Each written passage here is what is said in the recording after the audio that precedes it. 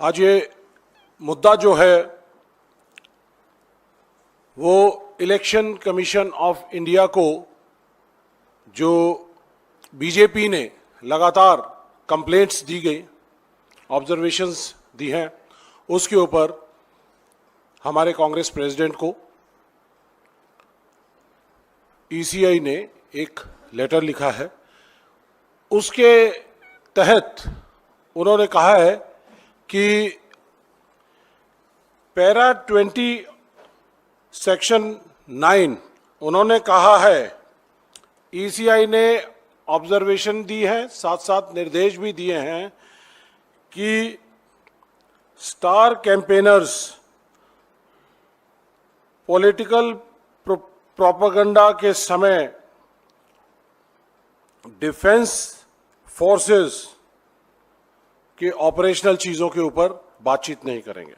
आपके लिए मैं पढ़कर बता सकता हूं कि they have asked star campaigners to refrain from indulging in any political propaganda involving activities of defense forces and not to make potentially divisive statements regarding socio-economic composition of defense forces.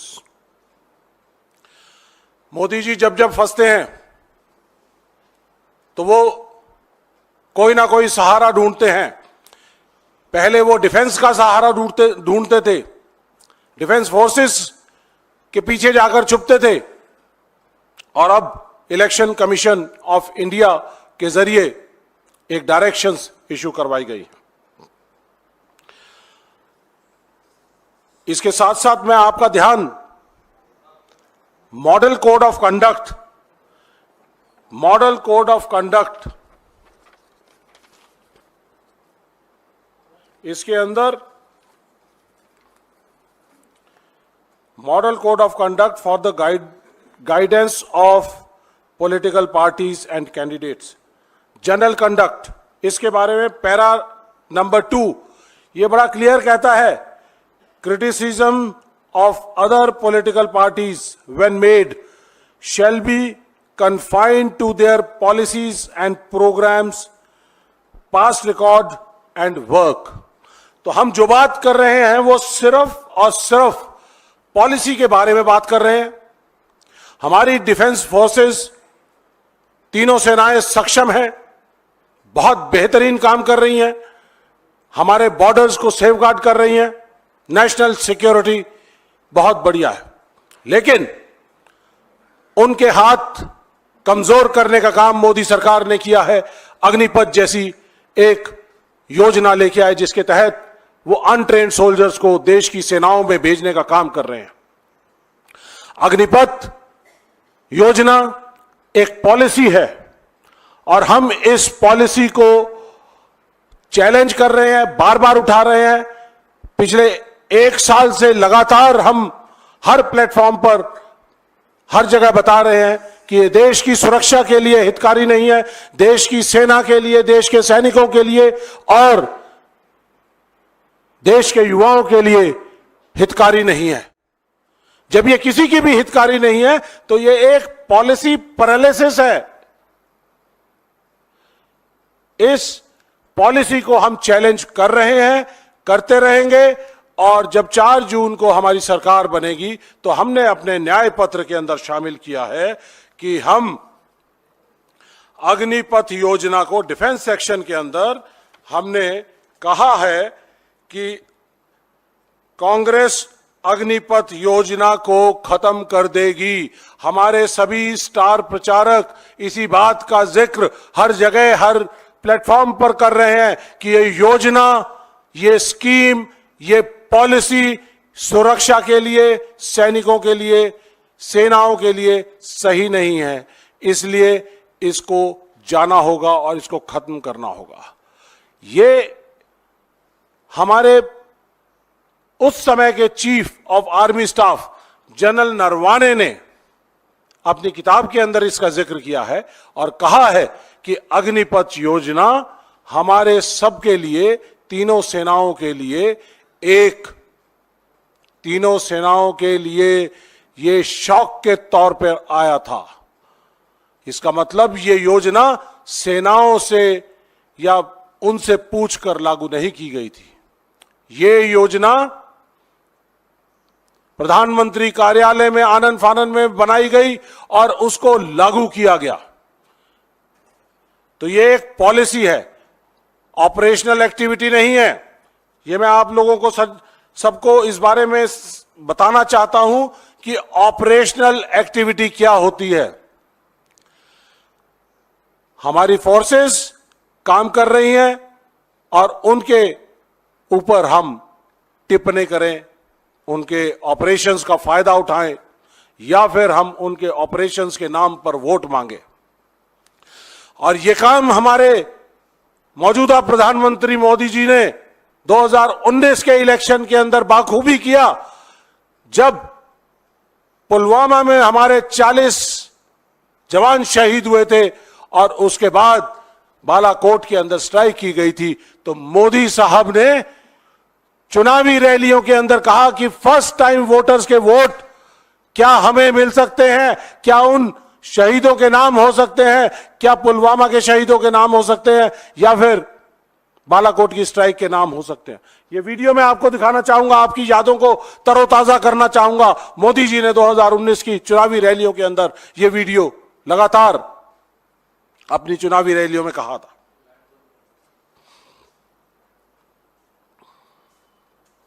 क्या आपका पहला vote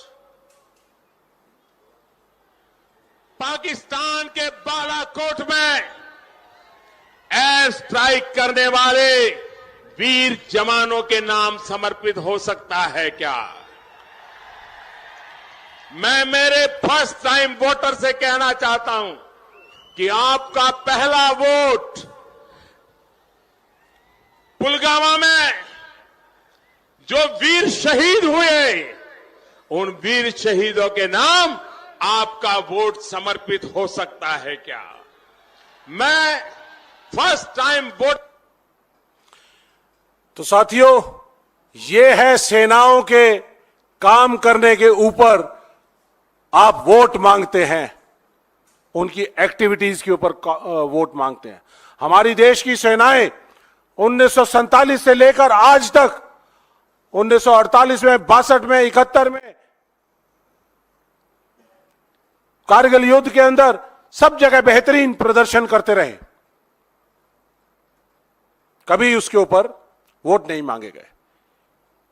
लेकिन आज मोदी जी फंस गए हैं, उनके पास इस अग्निवीर योजना लाने का कोई भी तर्क नहीं है। ग्रामीण इलाकों के अंदर सब जगह उनके स्टार प्रचारकों से पूछा जा रहा है कि आपने अग्निवीर योजना क्यों लाए।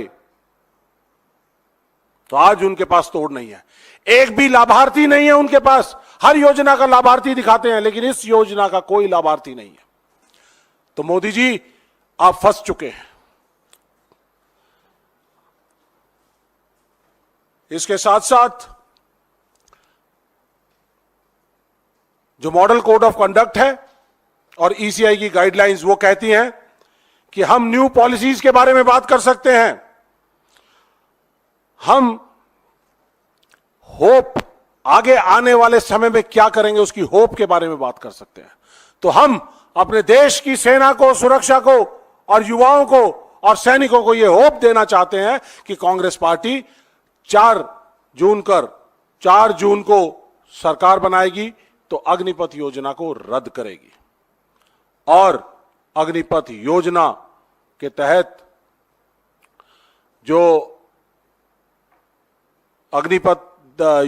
तहत जो हमारे अग्निवीर हैं उनके लिए कोई ना कोई स्थायी प्रबंधन का काम करेगी और इसके अलावा पुरानी भर्ती प्रक्रिया उसको लागू करेगी।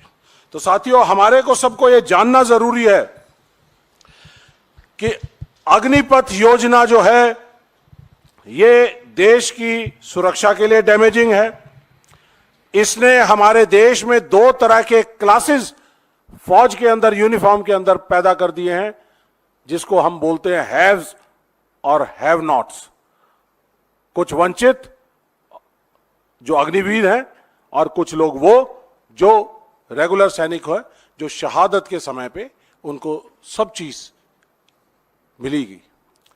दो तरह के सैनिक, एक सैनिक जिसकी सैलरी 21,000, दिल्ली के मिनिमम वेज 22,000 है, उससे भी कम क्या उम्मीद रखते हैं उससे,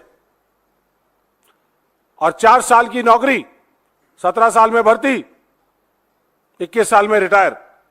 ज्यादा से ज्यादा उम्र सीमा 21 साल की है, 21 साल में भर्ती और 25 साल में रिटायर। तो ये हमारी operational preparedness, operational efficiency, operational efficacy, उस सारी चीज के खिलाफ है, हमारे देश की सुरक्षा को कमजोर कर रही है। जो 4 साल का सैनिक होगा, 6 महीने की बेसिक ट्रेनिंग होगी, उसके बाद 6 महीने की छुट्टियां, 3 साल के अंदर वापस उसका काम होगा, और फिर उसके बाद सरकार ने आज तक, जब ये अग्निपथ योजना लाए थे, कहा था कि इनको किसी ना किसी तरह से 4 साल के बाद कहीं ना कहीं पे नौकरी दी जाएगी, लेकिन आज तक 1 साल से ज्यादा हो गया है हमारे जो अग्निवीर सेना में शामिल हो चुके हैं, काम कर रहे हैं, लेकिन उनका भविष्य आज भी अंधकार में है। यह नहीं मालूम कि उनको कहां कहां पे एब्जॉर्ब किया जाएगा। आज तक सरकार का कोई नोटिफिकेशन नहीं है कि 25% को एब्जॉर्ब किया जाएगा, 75% का क्या होगा।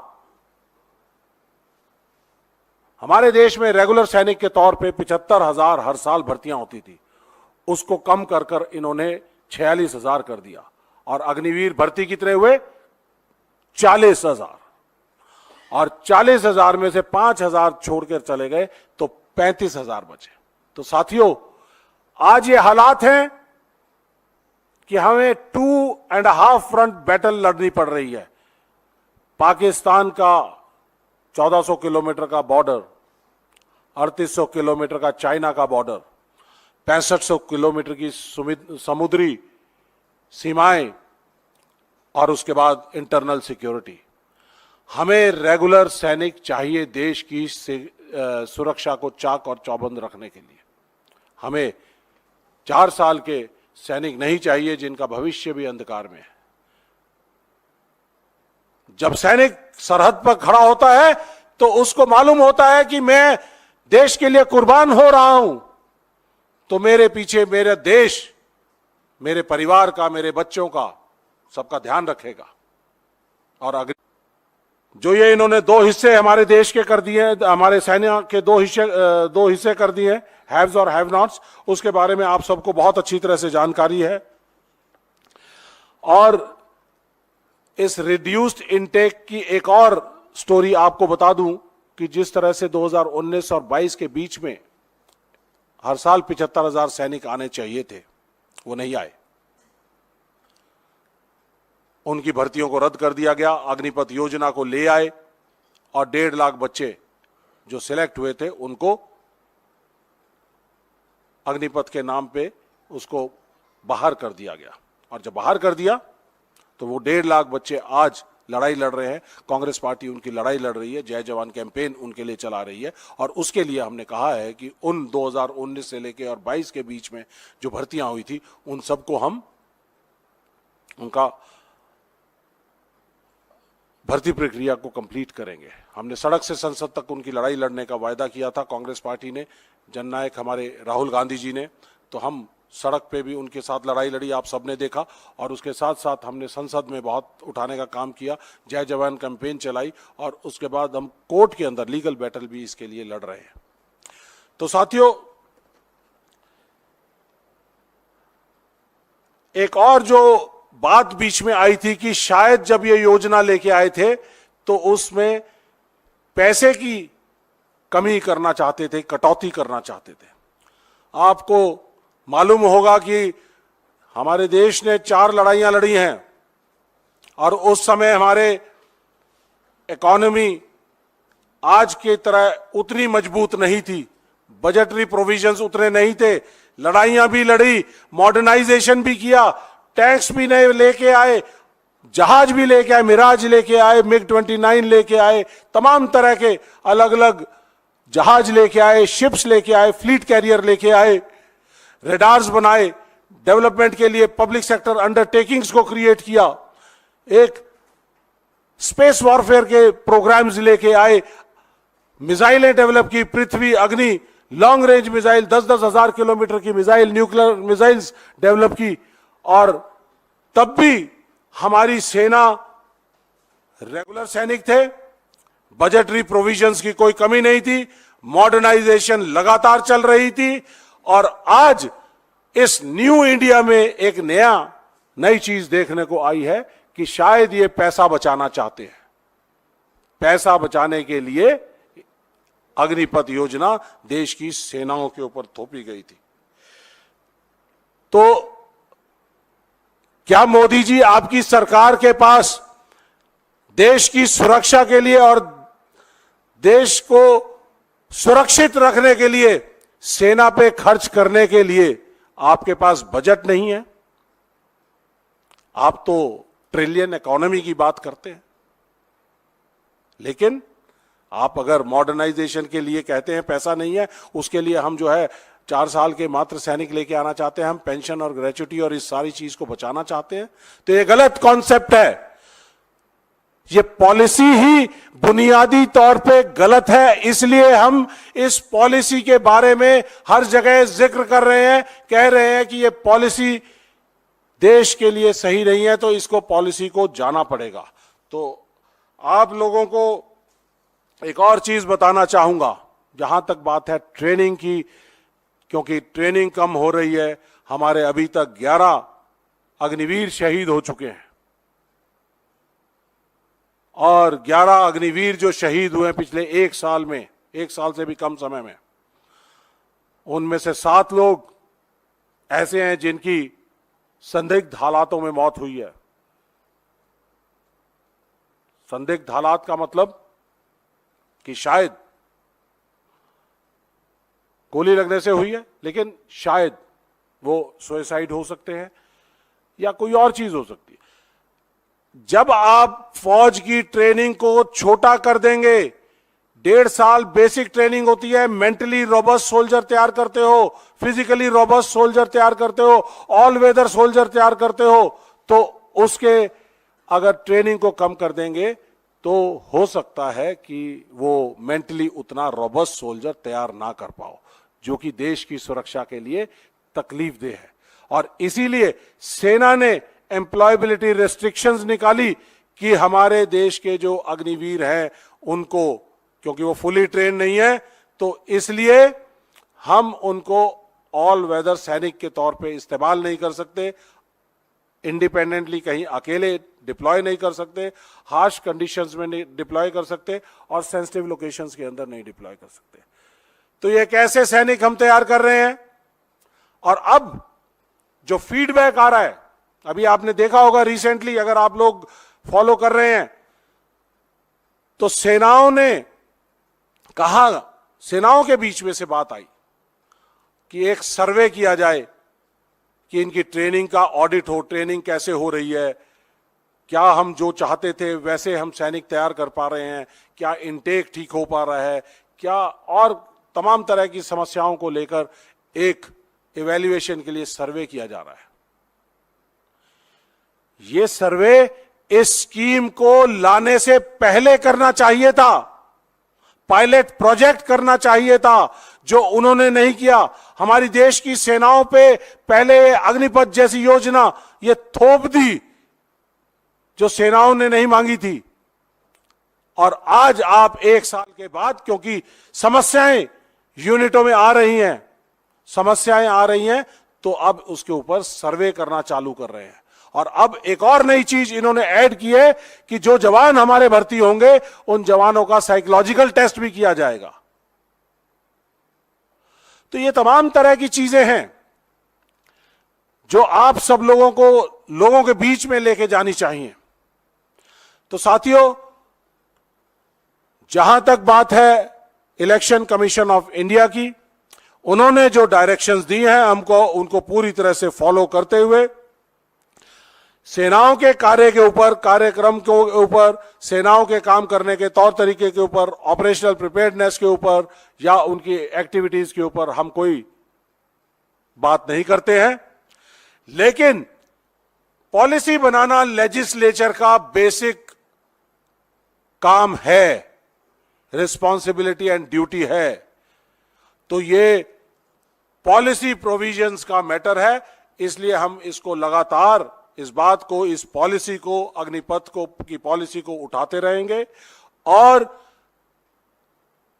जो पॉलिसी देश की हितकारी नहीं है, सुरक्षा की हितकारी नहीं है, सेना की हितकारी नहीं है, तो उसको हमने स्क्रैप करने का, खत्म करने का फैसला किया है।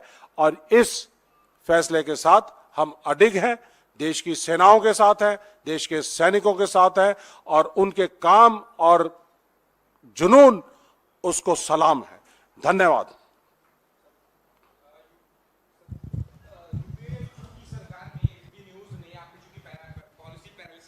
पॉलिसी पैरालिसिस का आपने जिक्र किया, तो यूपीए 2 की सरकार में एबीपी न्यूज ने एक बड़ा खुलासा किया है, जिसमें कहा है कि वक्त पर फैसला नहीं लेने की वजह से ब्रह्मोस मिसाइल के निर्यात में जो है वो देरी हुई थी, नहीं हो सका था। मोदी सरकार के आने के बाद ब्रह्मोस मिसाइल के निर्यात जो है वो हो पाया। इसके जो खुलासे में बात सामने आई है कि 2014 में मोदी सरकार बनने से पहले फिलीपींस के दौरे पर जा रही ब्रह्मोस एरोस्पेस की टीम को रोका गया। 2011 में विदेश सचिव ने कहा कि जब तक निर्यात नीति नहीं बनती तब तक ब्रह्मोस के निर्यात पर बातचीत नहीं होगी। और 2010 में नई दिल्ली में मौजूद थी उस वक्त इंडोनेशिया की टीम, जो ब्रह्मोस एरोस्पेस का दौरा करना चाहती थी, वो भी नहीं करने दिया। देखिए, ब्रह्मोस मिसाइल ये पूरी तरह से इंडिजिनस मिसाइल है और इसका प्रोडक्शन तकरीबन 2004 के अंदर शुरू हो गया था। और सबसे पहले जो मिसाइल्स की जो हमारी ऑपरेशनल रिक्वायरमेंट है उसको पूरा किया गया, प्रोडक्शन कैपेसिटीज को एनहांस किया गया। और उनको एक दिन में मिसाइल बनाना कोई छोटी बात नहीं है। मैं खुद पृथ्वी मिसाइल का स्पेशलिस्ट हूं। पृथ्वी के साथ अग्नि शुरू हुई, साथ में हमने इंडिजिनस तौर पे ब्रह्मोस का काम शुरू किया। लेकिन ब्रह्मोस मिसाइल बनाते बनाते हमें पहले अपनी ऑपरेशनल रिक्वायरमेंट को कंप्लीट करना था, निर्यात की पॉलिसी बनानी थी। आपको जानकर हैरानी होगी, जिस न्यू इंडिया के अंदर जिक्र करते हैं मोदी जी, कहते हैं मेक इन इंडिया 2016। ये make in India defence procurement manual 2006 में पहली बार बनाया गया था। और उसके अंदर कहा गया था कि कोई भी चीज हम बाहर से खरीदते हैं या बनाते हैं देश में, तो उसके लिए डिफेंस प्रोक्योरमेंट मैनुअल के अंदर कैटेगरी डिफाइन की। एक category by of the shelf, हम खरीदेंगे कुछ सामान, और एक बाय एंड मेक कैटेगरी, जिसके अंदर कुछ, जैसे रफेल जहाज थे वो 126 हमने खरीदने थे, 16 जहाज फुली कंडीशंस में, फिर उसके बाद सीकेडी कंडीशंस के अंदर, और बाकी हमारे एचएएल के अंदर बनने थे 126 जहाज, जिनको इन्होंने फुली कंडीशन चेंज करके 2015-16 के अंदर इनको चेंज करके पूरी फुली फिनिश्ड कंडीशन में 36 जहाज ये खरीदने का काम करे। टेक्नोलॉजी कहां आई? टेक्नोलॉजी ऑफ ट्रांसफर नहीं हुआ हमें। ये 2006 का जो डिफेंस प्रोक्योरमेंट मैनुअल जो बनाया गया था, उसके अंदर टेक्नोलॉजी को ट्रांसफर करने के लिए अलग अलग कैटेगरी बनाई गई थी। और उसके बाद हमने फॉरेन पॉलिसी, उससे पहले 2006 से पहले हमारा देश सैनिक इक्विपमेंट प्रोक्योर किया करता था, बाहर से लेके आया करते थे। 1980s में 82 के अंदर हमारा इंटीग्रेटेड मिसाइल डेवलपमेंट प्रोग्राम चला, जिसके तहत हमने मिसाइल डेवलपमेंट की, अलग अलग अग्नि, नाग, पृथ्वी, आकाश, ये missiles, surface to surface, tank warfare के लिए एयर टू एयर मिसाइल्स, ये हमने डेवलप की। वो डेवलपमेंट स्टेज थी और हम मैन्युफैक्चरिंग कर रहे थे। वो था मेक इन इंडिया असली, डिफेंस पीएसयूज को हम तगड़ा कर रहे थे। और उसके बाद जब हमारी ऑपरेशनल प्रिपेयर्डनेस की रिक्वायरमेंट्स कंप्लीट हो रही थी, तो हमने 2006 के बाद प्रोक्योरमेंट मैनुअल से जो भी सामान उसके बाद आया, उसका 30% ऑफसेट में हिंदुस्तान में बनता था, और उससे टेक्नोलॉजी की ट्रांसफर होती थी। तो इस तरह करके हमने टेक्नोलॉजी को एब्जॉर्ब किया है। और उसके बाद जब हमारी ऑपरेशनल प्रिपेयर्डनेस की रिक्वायरमेंट कंप्लीट होती चली गई 2009 में 10 में, तो फिर हमने कहा कि हम आज डेवलप्ड कंट्रीज की तरह, रशिया की तरह, अमेरिका की तरह हम निर्यात भी कर सकते हैं, हथियारों का निर्यात कर सकते हैं। हमने बर्मा के पास भी भेजा, हमने फिलीपींस के पास भी भेजा, और ये ब्रह्मोस मिसाइल वाला जो आपने सवाल पूछा है, ये भी निर्यात की पॉलिसीज हमारी, कई लेवल ऑफ डिस्कशंस, टॉक्स हुई है, उसके बाद जाके ये ब्रह्मोस की पॉलिसी और निर्यात पॉलिसी जो है वो बनी है।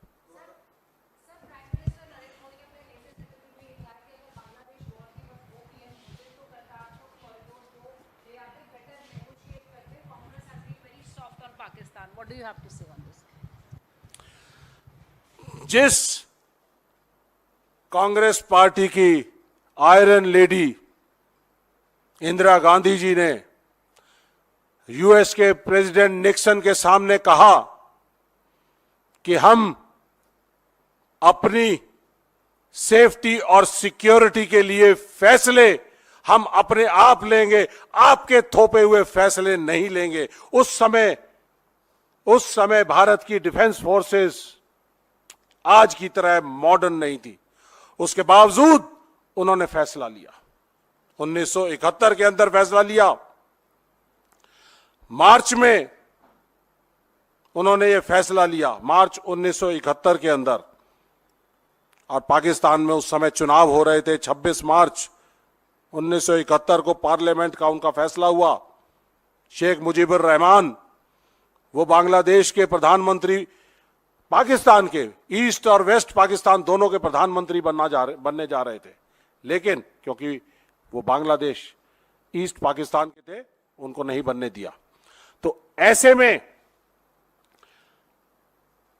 जो हालात पैदा हुए, एक मुल्क के दो टुकड़े करने वाला आज तक 1947 के बाद से आज तक कोई मुल्क नहीं हुआ है। अमेरिका, रशिया, चाइना, किसी ने एक मुल्क के दो टुकड़े करके दो देश नहीं बनाए। ये काम हमारी डिफेंस फोर्सेस ने, हमारी आयरन लेडी इंदिरा गांधी जी के नेतृत्व में किया। जनरल सैम मानेकशॉ हमारे फील्ड मार्शल बने उसके बाद। और आपको यह भी बताना चाहता हूं कि 1971 की जो वॉर थी, वो मिलिट्री हिस्ट्री की सबसे बड़ी सर्जिकल स्ट्राइक थी, जिसके अंदर एनिमी पोजीशंस के पीछे जाकर ढाका को पूरी तरह से पैरा ड्रॉपिंग करके, टैंक ड्रॉपिंग करके और बहुत सारे तमाम हथियार को ड्रॉप करके हमने ढाका को घेर लिया। और 93,000 फोर्सेस, उनको तो यह भी नहीं मालूम कि 90,000 थे या 93,000 थे। 93,000 सोल्जर्स को हमने वहां पे सरेंडर कराया। जनरल नियाजी थे पाकिस्तान के ईस्ट आर्मी कमांडर। तो मोदी जी ने जिस तरह से कई बार कहा कि 15 लाख आएंगे, 2 करोड़ नौकरियां देंगे, OROP देंगे, देश की सुरक्षा को चाक चौबंद करेंगे, कर दिया चाक चौबंद, कॉन्ट्रैक्चुअल आर्मी ले आए। तो मोदी जी की बातों के ऊपर अब देश विश्वास करना छोड़ चुका है और जुमलेबाजी नहीं चलेगी। लोग आपसे असल मुद्दों के ऊपर बात करना चाहते हैं, महंगाई के ऊपर बात करना चाहते हैं, रोजगार के ऊपर बात करना चाहते हैं। आप जाकर दुनिया को झूठ बोलकर बरगला नहीं सकते मोदी जी, आपका समय खत्म हो चुका है।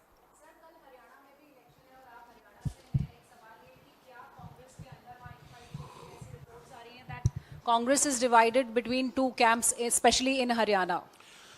हरियाणा के लोगों ने फैसला कर लिया है, हरियाणा के लोग चुनाव लड़ रहे हैं।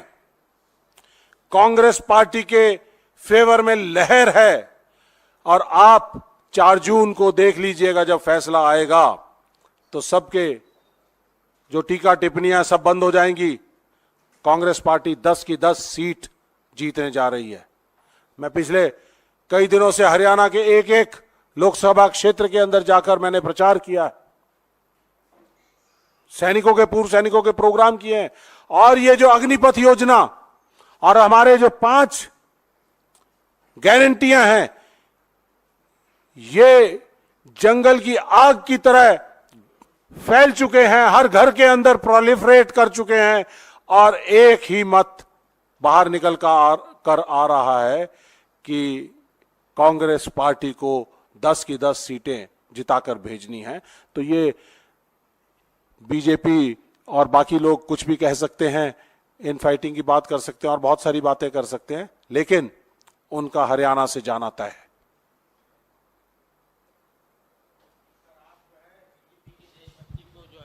क्वेश्चन कर रहे हैं, देशभक्ति को क्वेश्चन कर रहे हैं, जबकि वो कहती है कि सबसे बड़ी चैंपियन जो है देशभक्ति की वही पार्टी है, वो अग्निवीर, जितने भी आपने बातें कही अभी, तो you are just putting question mark on the देशभक्ति ऑफ रूलिंग पार्टी।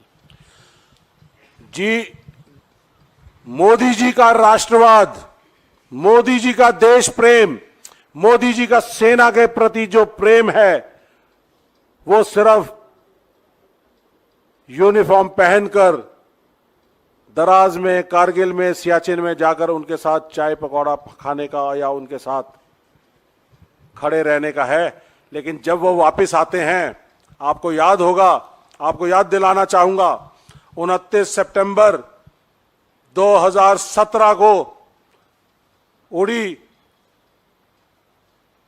उड़ी में जो अटैक हुआ था, उसके खिलाफ सर्जिकल स्ट्राइक की गई थी, और 30 सितंबर को वापस आकर मोदी जी ने सबसे पहला काम किया था, डिसेबिलिटी पेंशन को खत्म करने का काम किया था।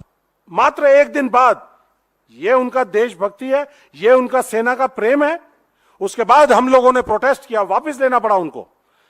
लेकिन अब फिर दोबारा से 6 महीने पहले उन्होंने दोबारा से अटेम्प्ट किया कि जो डिसेबिलिटी पेंशन है उसको दोबारा से खत्म करने का काम किया। उसको डिसेबिलिटी पेंशन के डिसेबिलिटी एलिमेंट को इंपेयरमेंट रिलीफ बना दिया, टैक्स के दायरे में ले आए। 70 साल से जो काम नहीं हुआ, उसको, हमारे सैनिकों को डिसेबिलिटी पेंशन जो मिलती थी वो टैक्स फ्री मिलती थी, उसको टैक्स के दायरे में ले आए, पहली बार लेके आए, खत्म करने का काम किया है। तो ये उनका राष्ट्र प्रेम है। अगर उनका राष्ट्र प्रेम होता तो क्या वो देश में 4 साल के सैनिक लेके आते? चाइना ने हमारा 20,000 स्क्वायर किलोमीटर का जो डीमिलिटराइज जोन है, उसके ऊपर अनऑथराइज ऑक्यूपेशन कर चुके हैं, और 22 लेवल की जो टॉक्स हैं मिलिट्री कमांडर लेवल की, वो हो चुकी है। लेकिन मोदी जी ने अभी तक, या बीजेपी की सरकार ने, उसको एविक्ट कराने के लिए अभी क्या एक्शन लिया है? पॉलिटिकल पैरालिसिस है। ये सेना का नहीं है। ये डीमिलिटराइज जोन वो जोन है, 10 किलोमीटर का जोन है, जिसके अंदर ग्रेजिंग लैंड्स भी हैं, जिसके अंदर हम भी जा सकते हैं, वो भी पेट्रोलिंग करते हैं। लेकिन अब वहां कोई स्ट्रक्चर्स नहीं खड़े हो सकते। अब ऐसा हुआ है, मोदी जी के पहली बार मोदी जी की सरकार में, इनके न्यू इंडिया में, स्टैंड अप इंडिया में, कि वो डीमिलिटराइज जोन को आकर चाइनीज काफी एरिया को ऑक्यूपाई कर चुके हैं। हमारी सेनाएं सक्षम है। अगर पॉलिसी ये बनाए तो हमारी सेनाएं, जिस तरह से उन्होंने डोकलाम में चाइनीज को रिपल्स कर दिया था, बाहर निकाल दिया था, गलवान में उनको बाहर निकाल दिया था, तो ऐसे ही वो बाकी इलाके 20,000 स्क्वायर किलोमीटर के इलाके से चाइनीज फोर्सेस को निकालने में सक्षम है। लेकिन नेतृत्व में कमी है, मोदी साहब के डिसीजन मेकिंग में कमी है। अगर वो डिसीजन करें तो हमारी सेनाएं सक्षम है कि उनको वापस डीमिलिटराइज जोन उनसे वापस ले लिया जाए। आशा है ये कार्यक्रम आपको पसंद आया होगा। इस वीडियो को ज्यादा से ज्यादा शेयर करें, लाइक करें और कमेंट करके बताएं आपकी राय क्या है। और अगर आपने हमारा यूट्यूब चैनल अभी तक सब्सक्राइब नहीं किया है तो तुरंत इसको सब्सक्राइब कर लीजिए और बेल आइकन भी दबा दीजिएगा, ताकि अगली जब वीडियो अपलोड हो तो आपके पास इसका नोटिफिकेशन पहुंच सके। और अगर आपने हमारा फेसबुक पेज फॉलो नहीं किया है, फेसबुक पेज को भी फॉलो करें। धन्यवाद।